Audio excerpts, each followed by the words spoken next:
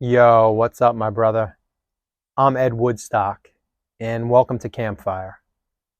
Today, we're going to talk about anger. It's an emotion I'm very familiar with. As a matter of fact, it's wreaked havoc in my life in the past. And a lot of the men that I work with have expressed similar experiences dealing with anger. And as a former firefighter in Brooklyn, New York, my job was to show up to help people that were facing their worst nightmare. But what I didn't realize was the effect that chronic stress could have on our minds, our bodies, and how it can spill over into the rest of our lives. And so I became really curious about the nature of emotions and stress and how to manage that stress. And when I was a kid growing up, if I would express certain emotions, I would be punished for it or ridiculed for it. So if I expressed sadness or fear or vulnerability or I cried, I was told that I'll give you something to cry about. And so I learned early on that it wasn't safe to express all my emotions, especially emotions that made me seem weak or vulnerable or less tough. So I, as a child, learned to stop expressing sadness, not to cry, not to express fear. And so I developed this armor of toughness to help me deal with and manage some of the stress that I was feeling as a young child. And so I broke this video down into a few parts to help us to understand not only what anger is, but also the roots of our anger, where it comes from, the difference between responding and reacting to stressful situations. And stick around to the end of the video because we'll do a little breathwork exercise and we can tap into the physical body and maybe release some of the stress that we've been holding on to. So, to start out by understanding the basics of anger, we can understand that we have an inner and outer world. And when the inner and outer world are not in alignment, we experience stress. And what that means essentially is that either something is happening outside of us that we don't want to happen, or we do want something to happen and it's not happening. This could be people, places, situations, personal, professional. It could be anything that creates this kind of stress. But when the inner world and the outer world don't line up, we suffer and we have stress. So we have two choices. And this reminds me of the serenity prayer, right? God, grant me the serenity to accept the things I cannot change, the courage to change the things that I can, and the wisdom to know the difference. Right? So what are those two choices? The wisdom to know the difference, which is where I struggle the most. We can either try to make the outside world, people, places, situations bend to our will, to manipulate them and force them into being the way that we want, or we can learn to accept the outer world and learn instead to manage our reactions and our emotions. And so when we understand that stress comes and anger may come from the result of the inner and outer world not being in alignment, we understand it's our responsibility to make the changes to the way that we react.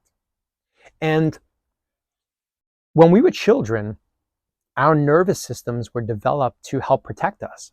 So if we sensed there was some sort of danger, our bodies would react by sending out stress hormones because we thought that we could be in physical danger of being hurt or killed. And as we get older, if things happen to us, it can almost feel as if we are being threatened with physical danger. And so we go into these reactive modes as adults.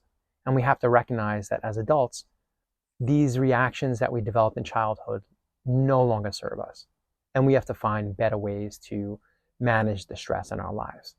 So when we start to understand our nervous system, we can start to understand how we can have a better reaction or a better response. We could choose the response instead of reacting. And part of the reasons that we want to react in a negative way is because we can feel as if our needs are not being met, or we have some sort of expectation about things being a certain way that are not being met. And a lot of the times, if something happens outside, it can create sadness or fear inside of us. And as men, most of the time, learning or being taught that expressing sadness or fear is not a safe emotion to express, then we learn to put on this armor and this tough exterior. And for myself, it became a default system for me. So instead of me understanding my emotions, identifying what I was feeling, and being able to express it, instead, I would just react in an angry way, or a sarcastic way, or a passive aggressive way. And this was a way for me to protect myself from feeling hurt or feeling vulnerable, or not really having the language or understanding of how to express my needs or my expectations. And so by not expressing what I needed or wanted or expected, I instead internalized that. And what I would do is, instead of responding to it by expressing it in a healthy way, I would react in a negative way. I would lash out, or I would be very prickly or aggressive, or just kind of like energetically, you can tell when something's wrong. Even if someone is not saying it, you can kind of tell that something's up. And so in a lot of ways, I feel like I carried around a lot of animosity for my needs not being met, for feeling overlooked and abandoned, or not feeling comfortable to express the truth of what I was experiencing and having to cover that up. And so in some ways, that manifests itself in a lot of different ways. And as the psychologist Bessel van der Kolk wrote a book called The Body Keeps the Score, our bodies are going to tell us. So when we feel ourselves triggered, when we feel a stressful reaction, that's our body telling us that something is wrong. And so we can respond in different ways, the overt or the covert way. The overt way would be acting out and being snippy or aggressive, or saying something and lashing out. The overt way would be to like repress it down and pretend like everything's fine, which can really make us sick by not expressing ourselves. And it's better to be angry in some ways than to repress it. And sometimes when we repress those feelings, a lot of people, what they do is they numb and distract. Personally, I chose to numb out using alcohol. Alcohol was an easy way for me to just pour some booze on the feelings that I didn't want to feel, or the feelings that I was taught that I shouldn't express. So in a lot of ways, what happened was I would have a problem of having a feeling. I wouldn't feel comfortable expressing that feeling. It would come out as anger or be repressed as anger. And then when those uncomfortable feelings were rolling around inside of me, I would just pour booze on it and try to numb and distract myself from feeling those feelings. And it's not just alcohol. It can be drugs. It can be looking at naked girls and on the internet. It could be shopping. It can be eating. It can be scrolling. I'm addicted to my phone. And anything sometimes that we can do to just avoid feeling our feelings, especially as men, is something that's a lot more comfortable. So let's be mindful sometimes if we're looking to numb out, if we're looking to reach for that sip or that toke or something to numb and distract us from our feelings, is an indication maybe there's something that we need to feel. And so if we pay attention to what our body is feeling, we can be more proactive than reactive. And proactive would mean going for some exercise, or talking to a buddy, or finding a healthy way to express it. Maybe it's creatively. Maybe you play some music, or maybe you do some meditation, or maybe you want to sit with it and just feel what you need to feel. A reactive way would be more unconscious, where we're not making a conscious decision to confront what we're experiencing, but we're looking to escape it. So understanding how to be more proactive than reactive can really be helpful in us to process our emotions. And so what that means for us is to do the work. And doing the work simply means sitting with the feelings and feeling what needs to be felt. And if you're watching this video still and this is resonating for you, do it right now. Take a little time sit there and ask yourself what you're feeling and where you feel it in your body. I know that when I would get like angry, it would rise up in my chest, would get like my breathing would get shallow, and I would feel my neck tense up, my blood pressure would rise, I would feel the adrenals fire off. Someone could say something or do something that upset me. And after a long time of practicing meditation, I really started to get familiar with what it felt like to just feel what I needed to feel and where I felt it in the body. Not just in the head, not thinking about it, but sit there and tap into what you're feeling. Are you feeling some fear? Are you feeling sadness? Are you feeling humiliation? Are you feeling overlooked or abandoned? Do you feel like you have needs that are just not being tended to and you don't know how to express it? If you're feeling sadness or fear, where do you feel it in your body? Is it anxiety in your belly? Is it a little discomfort in your chest, a little tightness? Is it in your throat? Does it make you feel a little tighter? And when we could just sit with what we're feeling, maybe there's just residual grieving from somebody we lost. Or maybe there's just tension from feeling like people don't care about how we feel or what we need or want. And so now I just want to ask you guys to maybe breathe into that a little bit. And when I say breathe into it, I mean recognize if we're feeling tension, if we're feeling stress, it can mean that we have stress hormones coursing through our system. Our adrenals fire off. We have adrenaline, cortisol, norepinephrine, adrenaline coursing through our system, creating distress. That's our sympathetic nervous system kicking in, our stress response. And as someone that was a first responder for years, I recognize what it's like to be caught up in response mode and to be stuck in that state of response.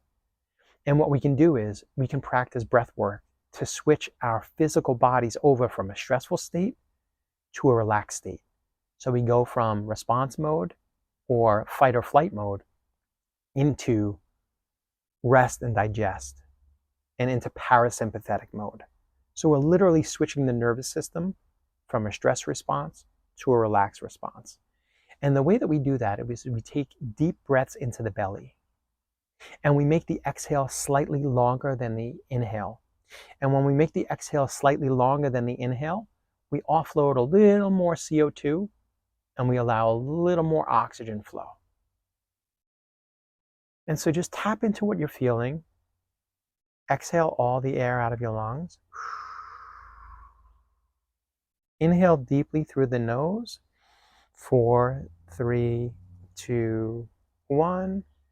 Exhale. 7, 6, 5, 4, 3, 2, 1. Inhale slowly through the nose. 4, 3, 2, 1. Exhale. 7, 6, 5, 4, 3, 2, 1. Slowly inhale through the nose. Fill the belly. 4, 3, 2, 1. Hold. 4, 3, 2, 1. Slowly exhale. 7, 6, 5, 4, 3, 2, 1. And return to normal breathing.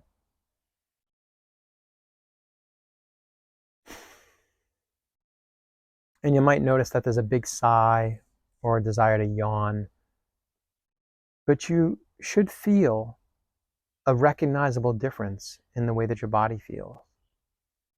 And so sometimes just being aware of what's going on in our body can be a really effective tool for us to start to pay attention to how we're reacting and responding to life.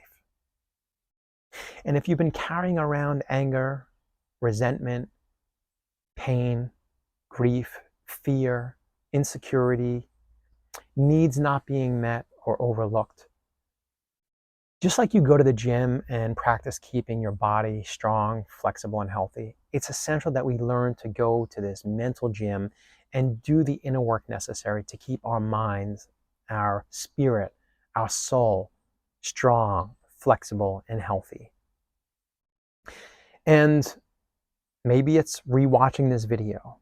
Maybe it's calling a friend and just being honest about the truth of what you're experiencing. And maybe it's tapping in and doing some breath work and paying attention to what's going on in your body.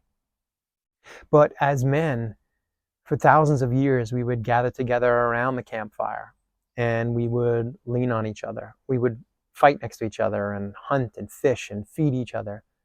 And we depended on each other. But a lot of that's been taken from us. And so campfire is my way of kind of taking back what belongs to us and reconnecting in a healthy way with other men who I know are experiencing a lot of stress out there. So if you're going through a stressful time and you find yourself being reactive and sometimes anger takes over, there's nothing wrong with you. You're not broken. But you do got to get a handle on it because it can wreak havoc on your life.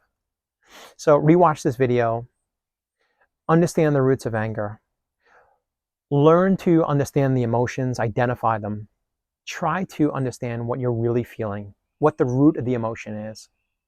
It's usually not anger. Anger is fear's bodyguard. Anger is sadness's bodyguard. It's trying to protect us from being vulnerable. But as men, it's important for us to learn that there is strength in vulnerability. And sometimes there is strength in just expressing the truth of who we are, expressing our sadness, our grief. If we've gone through a tough time, if we've experienced loss, divorce, someone died, or we got a bad diagnosis, it's important that we learn to face and confront the sadness and grief that's in our hearts so we can be healthier and release what no longer belongs to us. So I hope you're able to hear something that resonated. I hope this was like a mirror for you to kind of see yourself in some of the things that were expressed here. And I hope that you understand that you have more power than you know. You have the power to really sit with and understand yourself, to be gentle with yourself, to forgive yourself, and to let go of the things that you've been carrying, to maybe forgive some of the things that we hold on to and to release it because it no longer serves us and it weighs us down. So check back in here to Ed Woodstock at Campfire, and I'll be creating more content and creating more group events and community organization events so that we can stay connected as men and lean on each other and support each other through the challenging parts in our lives. So if you like this, feel free to like, subscribe, and share it with someone that you think might benefit from this video. And check back next time. See you soon.